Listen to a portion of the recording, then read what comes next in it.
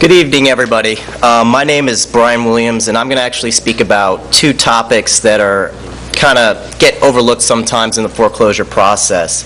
The first being tenants going through the foreclosure process. Oftentimes, we're more focused on the homeowners directly, and there's a group of people out there, tenants in particular, who are often overlooked in the process. And I know there's a lot of information in the media recently. There's a lot of coverage on various issues. I know there was a sheriff, I believe, in Illinois who was refusing to serve eviction notices on tenants because they were unaware that their landlords were not paying their mortgages. I've included, I believe in your handout, a simple form that kind of outlines the foreclosure process briefly, and this can actually be applied to tenants or homeowners themselves going through a foreclosure process. The first thing you need to do when you're served with a complaint for a foreclosure is to read the complaint very carefully. Read everything on it. The first thing you can look at is who is the plaintiff. I say this because I think it makes a difference whether the plaintiff is a bank or a condominium association or a homeowners association. The reason I say that is because I in the past have worked both as a counsel for the bank and counsel for homeowner or condominium association, and in my practice of appearing in the courts, the condominium association or homeowners associations tend to be a little bit more aggressive in the prosecution of their matters. This is because oftentimes the board of directors for that particular condominium or homeowners association are often held responsible for the unpaid assessments. Oftentimes when the unpaid assessments aren't made, the budgets fall short and special assessments are having to be passed. So therefore, I think it does make a difference if the plaintiff is a bank or a homeowner or condominium association. The second thing you need to look at is the summons. Now, that is the document that you were served with indicating how long you have to respond to the complaint. Typically in Florida, that is 20 days. And the reason you need to look at that is because if you fail to file a response in 20 days, the plaintiff in the case, whether that be a bank or association, will file for default. They'll move for a clerk's default, which will immediately be entered by the clerk of courts. And at that point, the next step for the bank will be to file what's called a motion for final summary judgment. They will, in doing so, this process will expedite that case relatively quickly. So you're going from 0 to 60 in terms of the handling of that foreclosure action.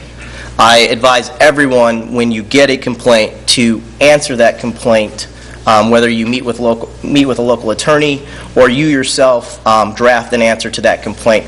The reason being in that case is that by filing an answer to that complaint, you are notifying the court that you have in fact responded to the allegations in that complaint, and you have now given the court the ability to continue serving you with the documents that are, or the pleadings that come after that, the service of that initial complaint. Now, in that answer, you will want to you can raise whatever issues may be affecting your particular case. Now, that's not to say that your answer will prohibit the court from entering a final judgment on behalf of the plaintiff, but it will certainly give you an opportunity to appear before the court and state what your legal defenses may be. Now, another thing you need to look at when you review these complaints is the attorney for the plaintiff. Now, I say that because oftentimes tenants or those going through the foreclosure process can actually contact the bank directly and seek to negotiate the terms of the foreclosure. When I say that, and this my presentation is more geared towards tenants, so in some instances a tenant can contact the bank and the bank can enter into an agreement with that particular tenant to allow them to stay either after the foreclosure process or give them the opportunity to purchase them. There are instances where a tenant, by picking up the phone and actually being somewhat proactive in contacting the plaintiff in that particular case, can actually help resolve that issue without going through the legal process. Two of the things on my handout are common myths involving renters in foreclosure process. The first myth is one of the biggest myths, which is I don't have to pay my rent if my landlord's being foreclosed on.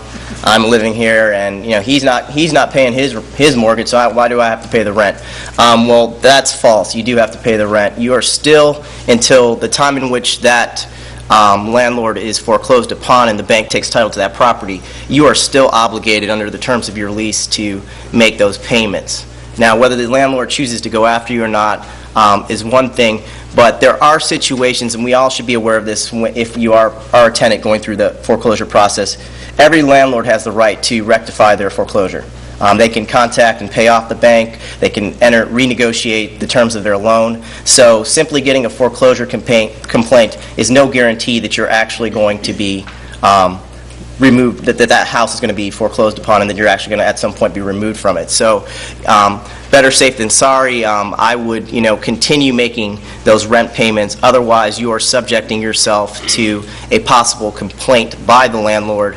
And an eviction process in Florida can actually be a very quick process. There's summary proceedings in which a landlord can actually get a expedited hearing on an eviction and have you out of there before the foreclosure even really gets going. So that process could actually happen relatively quickly, and the last thing you want to do is be supplanted from your house when you still have the ability to make those payments.